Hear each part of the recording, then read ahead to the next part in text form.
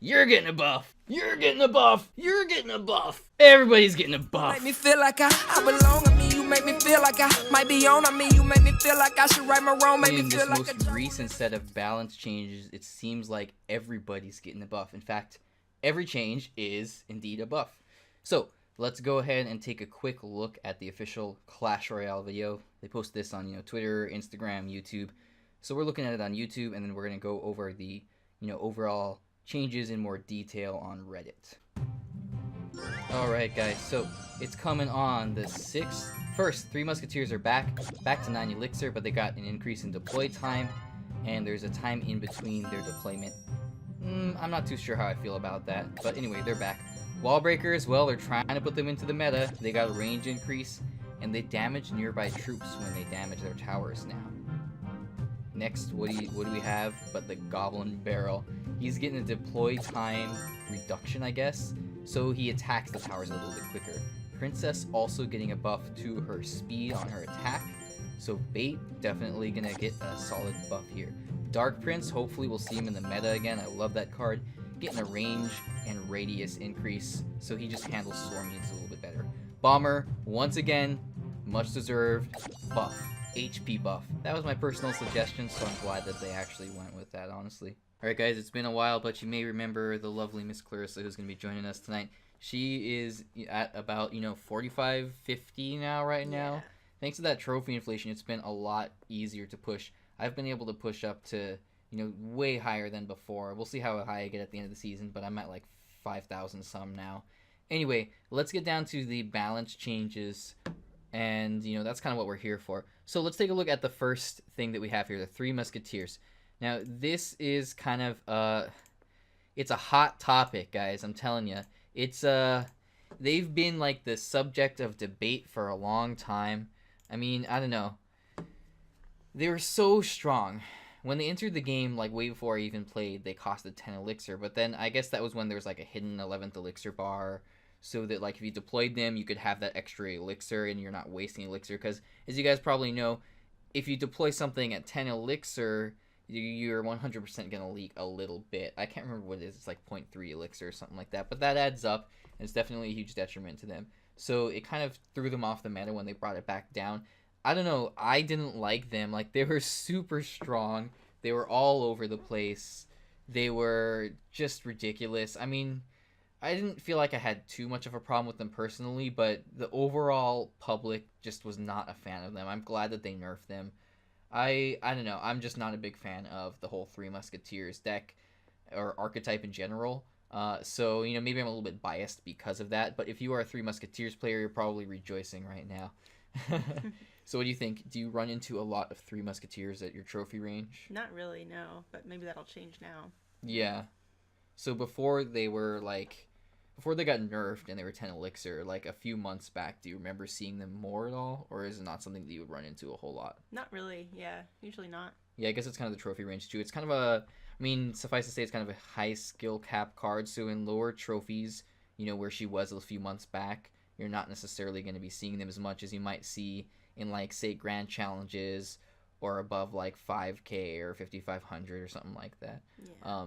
But, again, since they got nerfed, you haven't been seeing them, or at least I haven't been seeing them, like, at all. I mean, just look at the use rates on, like, Stats Royale, things like that. They pretty much just fell off the map there. They got nerfed into oblivion, so I'm sure, once again, that a lot of 3 Musketeers players are rejoicing right now. Let's move on to the next one here, which is the Wall Breaker. Super happy about this one. They've been meddling with, like, a lot of different things, a lot of different ways to buff the Wall Breakers. They've been, like, off meta for a long time, and I don't know, not even off meta, but, like, not in the meta. Like, they were just not really usable. They're 3 Elixir, if I'm not mistaken, and when they first came out, only one of them would connect to the tower if you sent them in alone. Unless they have, like, a tank or something on them, they're not even going to make it to the tower, or a tank with them, rather, in front of them. They're not going to make it there. Now they buffed them in the last patch, or a few patches ago, so that at least they connect to the tower, both of them. But they were still underwhelming for 3 Elixir. They just run in and suicide on the tower. I don't know, like, it's a good chunk of damage, but they're so easy to counter. You can counter them with practically anything. So I'm glad that they're deciding to buff these guys again. So what they're doing here is they're giving it a range increase. So they can attack from further away, so they can connect to the tower easier. And then, if I'm not mistaken, here it says it right here. Damages nearby troops when attacking. So they do a really good chunk of damage. So it's kind of like a giant skeleton bomb or a balloon bomb, but rather than like going off after a few seconds, once they connect to that tower, they're gonna AoE everything around them. I don't know if it says the radius here. Does it say it at all? It just says the range increase. But anyway, they're going to have some small AoE effect. So if you put like a knight down, or what's a better example? Something squishier maybe. Let's say you put down an E-Wiz to counter them or something. And I don't know, for some reason it's by your tower and they still manage to connect to the tower. Whatever you got down there, it's going to take damage and it'll probably be enough to destroy support units like an E-Wiz or like a wizard or like a musketeer. I doubt it'll be enough to blow up, tanky units like a knight. But I imagine, because they do a really good chunk of damage, it's like 1,000 damage or something to the tower at tournament standard, I think. So, I mean, that's pretty significant to units as well. Maybe it's not that much. Maybe it's like closer to 500. I'll have to look it up. But anyway, let's see what you have to say. I'm trying to think of who these guys are. Are they the ones that carry the big log, or is that something else? Carry the big log? Yeah, like the battering ram. Oh yeah, Is no, that that's the someone battle different? ram. Oh, I Yeah. can't think of what these guys Well, are. that makes sense I mean, because it's used for the similar thing, right? yeah, but no, I'm saying that makes sense because they've been so like off meta. You haven't seen them because nobody uses them, right? Their use rates are so low that in her experience, and she's been playing the game for like 2 years, and she's at like 4,500, so she's a pretty decent player, right? I'm not trying to belittle her skill level at all. Like she's been around and she's seen all these things. So in her experience, she hasn't even seen wall breakers, like barely at all. Or maybe I didn't know what they were, what Right. they were called. But Yeah, and me, I do a lot of like external research, and I've been playing this game, religiously for a long time. So I'm really familiar with like all the cards and exactly what they do and everything. So as somebody who's maybe a little bit more casual, so to speak, yeah, you might not even be familiar with a card like this because their usage rates are so abysmal. You just don't run into them at all, pretty much. to look it up after this. Yeah, Make sure I know who they are. they look like little bombers, and they've got like goggles on or something, and they carry like explosives in front of them, and they run straight for the tower, and they explode on the tower, Oh, and they do damage to them. I don't think I've seen them at all. Yeah, you Yeah. probably haven't Yeah. because it may be in like the challenge when they first came out and you don't remember it. That might be the only time because almost nobody would be using them on ladder or anything like that. All right, why don't we take a look at the next card here, which is the Goblin Barrel. Goblin Barrel and Princess kind of go together, quite honestly. But let's take a look at the Goblin Barrel first. So, Goblin Barrel is one of those cards, if you look at the history of it, it used to do damage on impact, so it was kind of like a spell, like arrows or zap, like it dealt a little bit of damage when it reached the tower. Kind of like a Skeleton Barrel, but Skeleton Barrel actually has to go into the tower and it can die before it gets there. Goblin Barrel can connect directly to the tower every time you throw it. And they kind of took that away, like even before I started playing this game a few years back. So I was never here for that. And since then, it's just one of those cards that it's kind of a win condition. It's a pseudo win condition. You can't fully rely on it as your only win condition, really. I mean, some people might argue that against me and share their opinion that it really is a major win condition. But it's so easy to like shut down completely. Yeah, but That's what I was gonna say. yeah, exactly. But it's running things like bait decks where you've got other options where they're wasting their log and their snowball on your goblin gang, on your princess, and then they don't have either of those to instantly, destroy your goblin barrel. And in that case, your goblin barrel is guaranteed damage onto their tower. And that's, the whole concept behind bait decks, right? So it's not super reliable in anything but that, though. That's kind of the only situation where you can really consider it that, like a reliable win condition. I mean, you can totally pair it up with like a giant or something, like another win condition, and it'll, the giant will be tanking and it'll do a ton of damage. But honestly, like, as far as I remember playing this game, that's kind of one of the only situations you use Goblin Barrel is really in bait decks. It doesn't really fit into too many other decks, honestly, unless you're running some wacky off-meta deck. Shout out to who is it, Madataki on Twitter, who does. If you guys missed a few months back, I did the Goblin Barrel mirror clone deck where you go directly for That's right. their king tower. I remember that. Yeah. Yeah, that's really gimmicky, but it's great. So like it has places in other decks, but mainly you're only going to be seeing it in bait decks, which is why I'm talking about it with the princess here. So getting back to the main thing here, which is they're giving it a buff. So I don't know if that's going to make it like more reliable and come into more decks and become a pseudo semi-win condition. It's kind of like Miner. It can connect to the tower. You can throw it right on the tower. You can also use it on defense as a last resort.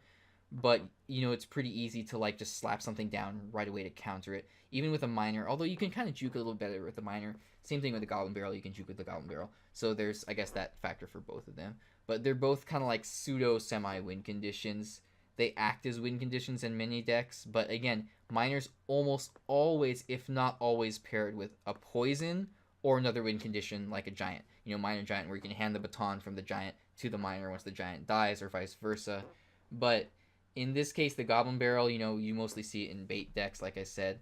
So these are both things that are usually paired up with something else in order to make them a win condition. So anyway, it's getting a slight buff. I feel like bait is in a decent spot. It's not in the best spot. Log bait was super dominant a while back, like a year or two ago. It was the most played deck, the most popular, the highest win condition. It was just crazy. People like Surgical Goblin, he's known for being, like the log bait god and all of that.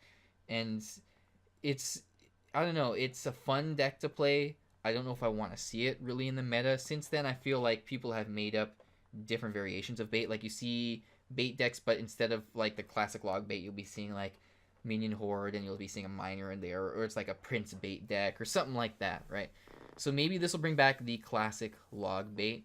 Moving on to Princess here. Let's focus a little bit more on her. She's getting a projectile speed increase. So where the Goblin Barrel is going to be able to attack a little bit sooner, she's going to be also attacking a little bit sooner, pretty much. Well, not attacking sooner, but how do I explain this? The speed of her arrows is going to be quicker. So when she shoots her arrows, she's not going to have an increase in her attack speed or anything, but when she shoots her arrows, they're going to connect a little bit quicker. So it'll allow her to connect to really speedy units like the Lumberjack, for example, a lot more easily, a little bit more reliably. So these two buffed together, again, they're going to make bait real strong. I don't know, man, that Goblin Barrel, I don't know how I feel about that buff. Like, it's going to make them attack a little bit quicker. Maybe it'll make those juke barrels a little bit stronger.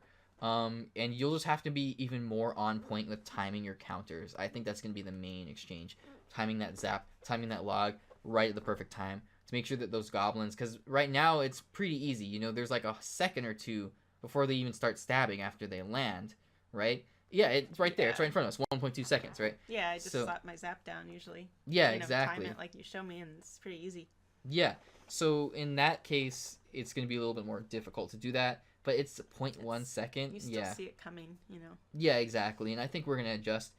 It's just going to be like when the pressure's on with the Valkyrie and then the Goblin Barrel sent in, and then you've already used your log and you've got a counter. Yeah. It's going to be, a little bit harder to counter. And I think the biggest thing is when it does connect and it does do damage, that initial attack speed is going to increase the overall damage done, because that first attack's going to be a little bit quicker. So in the time span of like 5 seconds of them stabbing the tower, they'll have done X amount more damage. I'm not going to do the math. I'm terrible at math. Somebody in the comment section can do the math and tell us, but you get the point. They're going to do that much more damage. And in the meantime, Princess here, going back to her, is going to be able to counter faster units. She's going to be more reliable for countering spawners too, because she'll connect a little bit more easily. And since that massive range of hers, makes her projectile range go, travels a really long way. It takes a long time to connect.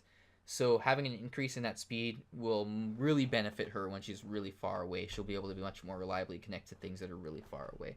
So, I don't know. Do you have any thoughts on these two buffs or bait decks or anything like that? I'm not a big fan of Princess, really, like using her. I don't know. I guess because she's so squishy. I like other cards better. Yeah. But she's pretty annoying to go against. Yeah. So when you go against her, you're running Fireball and Log, is that right? No, Fireball Zap. Fireball Zap, yeah. So when you go against her, you notice that she's almost always in decks where there's other things like Yeah. to use those spells against. Usually you'll see her in decks with like Goblin Barrel, Goblin Gang, things like that. Does that sound about right in your trophy range? Pretty much, yeah, I think so. So like yeah, and that's the whole idea. You take her out and then you got to deal with the gang and the barrel and all of that. I usually don't use like Fireball on her or anything. Is that like a good trade-off?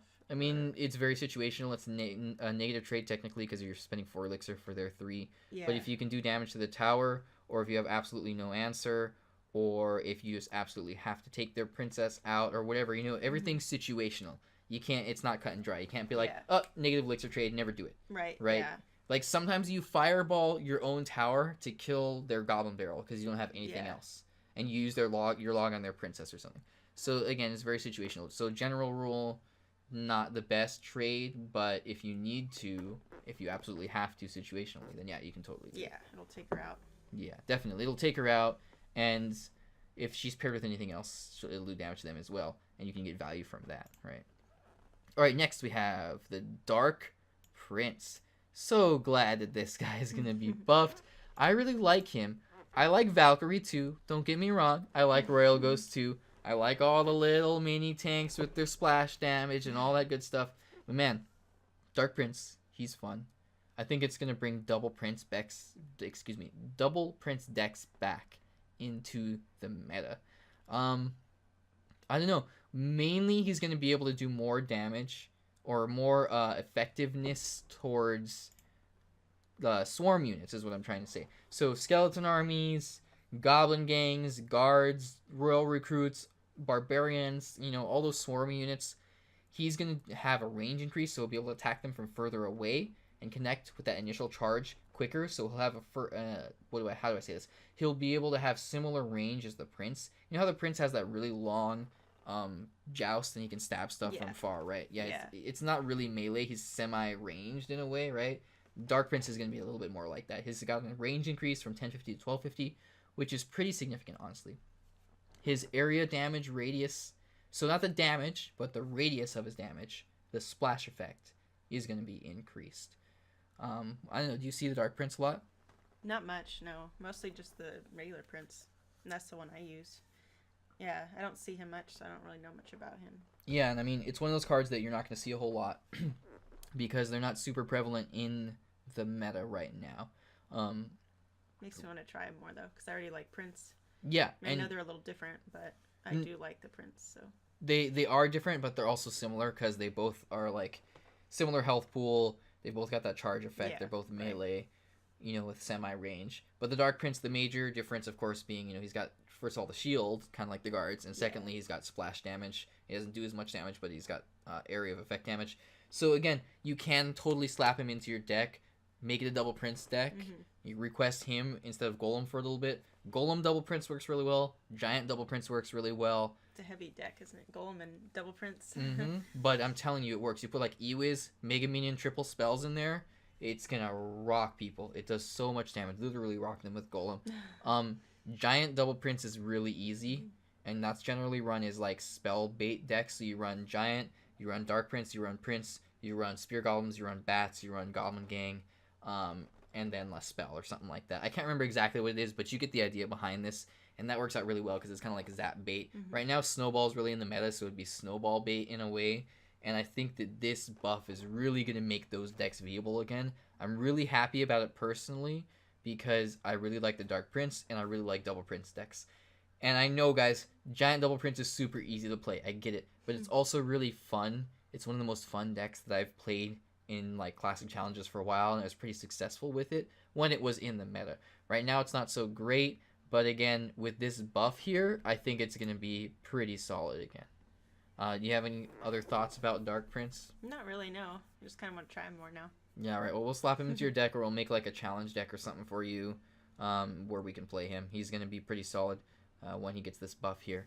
All right, last card here is the Bomber. Bomber's getting a hit point increase from 147 to 188, 28%. So this is something that I've been personally calling for. Obviously, I'm not the one that called Supercell and was like, "Hey, give him a hit point increase." Like that was Maybe you are. no, that was their personal decision. But this is something that I was saying, like, hey, to buff Bomber, I think he just needs an HP increase. I just think he's too dang squishy. He just dies too easily to everything. He's got like the health pool of like one archer. It's like, it's pathetic. So hopefully this HP increase, and that's a pretty significant amount, guys. 28%. That's over a quarter increase to his health pool. That's, you know, I don't know. That's noticeable. So hopefully it'll change where he is in the meta. He's been super off meta and not in the meta for a long time. He's one of those cards that some people are like, well, not every card has to be meta, right? Some cards are just like, oh, it's low arena, I'm starting the game. There's going to be, we'll use Bomber for now until we unlock Wizard, and Wizard becomes super meta and everything from then on out, right? So that's kind of where Bomber was at. But I'm like, why not try to make them viable? And one of my initial ideas was to have their buffs scale. So cards like Bomber, Bomb Tower would only get a minor increase in stats at lower levels since they're already viewable. But come to higher levels, they could tweak it so that, like, you know, when you're increasing it from level 9 to 10, rather than increasing the stats by 10%, increases them by 12% or something like that. And I don't know, maybe that's a terrible idea, and I'm sure somebody could poke holes at it and tell me why that is flawed, and I'm sure there are flaws in it, but that was an idea that I had. So what they're doing here, I think that might just cause too much complications and disagreements and stuff. So what they're doing here is they're just flat out giving him more HP, which is another resolution that I thought of a while back. I'm like, again, guys, just dies too easy. He dishes out so much damage. He can just blow up your tower. Like, he does an insane amount of damage to your tower, but he just dies so easy. You just zap him once with the tower and he's dead. Or you just place like a knight on him and he's dead. Or a Mega Minion kills him in one hit or whatever. Like, so hopefully, I don't know all the interactions. I'm sure there's already been a Reddit post about all the interactions or something. But hopefully this will allow him to be a little bit more prevalent in the meta. So what do you think about Bomber? Do you run into him a lot? Do you think this is a good buff? What do you think? I never use him. I run into him sometimes, but he just seems so non-impressive, you know? Yeah. So I never get very nervous when he's there.